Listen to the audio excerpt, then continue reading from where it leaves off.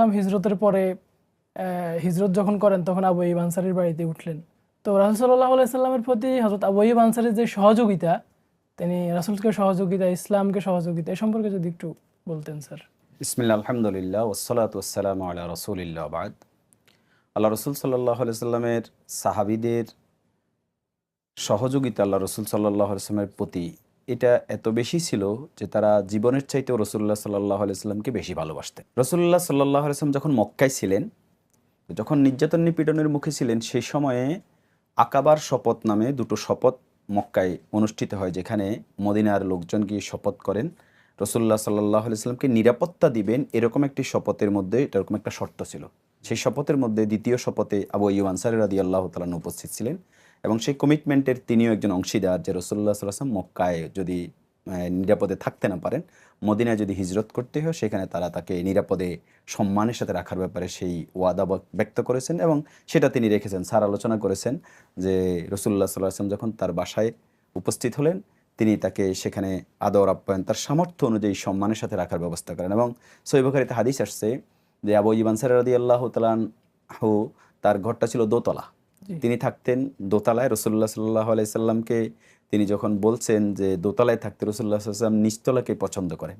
কিন্তু একদিন হঠাৎ করে দেখা গেল যে পানি পড়ে গেল। সিয়ার ও আলামিন নুবালাতে বর্ণনা আসছে, ঐতিহাসিক বর্ণনায়, যে পানি পড়ে যাওয়ার সাথে সাথে যেহেতু ঘরের ছাদগুলো এমন ছিল না যে পানি নিচে পড়বে না, আজকের মতো এরকম ঢালাই করা ছাদ তো আর ছিল না তখন। ঐতিহাসিক বর্ণনা করেছেন যে আবু আইয়ুব আনসারী রাদিয়াল্লাহু তাআলা এবং তার স্ত্রী পেরেশান হয়ে গেছেন, পানিগুলোকে বিভিন্ন কাপড় দিয়ে কোনোভাবে যে নিচে যাতে এক ফোঁটা পানিও না পড়ে।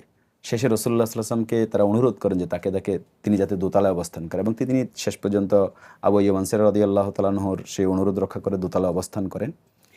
হাদিসের শেষের দিকে এই কথা বর্ণিত আছে যে রসুল্লাহ সাল্লাল্লাহু আলাইহি ওয়াসাল্লামকে আবু আইয়ুব আনসারী রাদিয়াল্লাহু তাআলা খাবার পাঠাতেন। সেই খাবারটা খাওয়া শেষে রসুল্লাহ সাল্লাল্লাহু আলাইহি ওয়াসাল্লাম যখন ফেরত পাঠাতেন, তিনি দেখতেন রসুল্লাহ সাল্লাল্লাহু আলাইহি ওয়াসাল্লামের কোন জায়গায় আঙ্গুলের চাপ লেগে আছে, সে জায়গায় তিনি খেতেন। একদিন এরকম খাবার পাঠানো হলো, রসুল্লাহ সাল্লাল্লাহু আলাইহি ওয়াসাল্লাম ফেরত পাঠিয়ে দিলেন। তিনি দেখতে চাইলেন যে খাবারের বাটিতে রসুল্লাহ সাল্লাল্লাহু আলাইহি ওয়াসাল্লামের আঙ্গুলের কোনো চাপ আছে কিনা। তিনি দেখতে পেলেন না, এরকম কোনো আঙ্গুলের চাপ নেই। সাথে সাথে পেরেশান হয়ে রসুলের কাছে আসছেন, ইয়া রাসূলুল্লাহ, আপনি মনে হয় খাবারটা খান নাই। আল্লাহ রসুল সাল্লাল্লাহু আলাইহি ওয়াসাল্লাম বললেন যে এখানে এমন একটা গন্ধ আছে যেটা আমার জন্য অপছন্দনীয়। সেটা হচ্ছে হয়তো সেখানে পেঁয়াজ বা রসুন জাতীয় কাঁচা এরকম কিছু ছিল, যেটা রসুল্লাহ সাল্লাম অপছন্দ করেন। এবং জাবের রাদিয়াল্লাহু তাআলা অন্য একটা হাদিসে আসছে যে ইন্নী উনাজি মাল্লা তুনাজি, আমি এমন ব্যক্তির সাথে কথা বলি যার সাথে তোমরা কথা বলো না, মানে ফেরেশতার সাথে কথা বলেন। সাধারণত কাঁচা পেঁয়াজ বা রসুন খেলে মুখে এক ধরনের গন্ধ হয়, তো সেই কারণে রসুল্লাহ সাল্লাল্লাহু আলাইহি ওয়াসাল্লাম এটাকে অপছন্দ করতেন। আবু আইয়ুব আনসারী রাদিয়াল্লাহু তাআলার সাথে সাথে বলেন, ইয়া রাসূলুল্লাহ, আপনি যেটা অপছন্দ করেন আমিও সেটাকে অপছন্দ করলাম। এভাবে রসুল্লাহ সাল্লাল্লাহু আলাইহি ওয়াসাল্লামকে তিনি সহযোগিতা করেছেন। এবং আনসারদের যেই কমিটমেন্ট ছিল, সেখানে রসুল্লাহ সাল্লাল্লাহু আলাইহি ওয়াসাল্লাম প্রত্যেকের ভাগে একজন করে মুহাজির দিয়ে দিয়েছেন।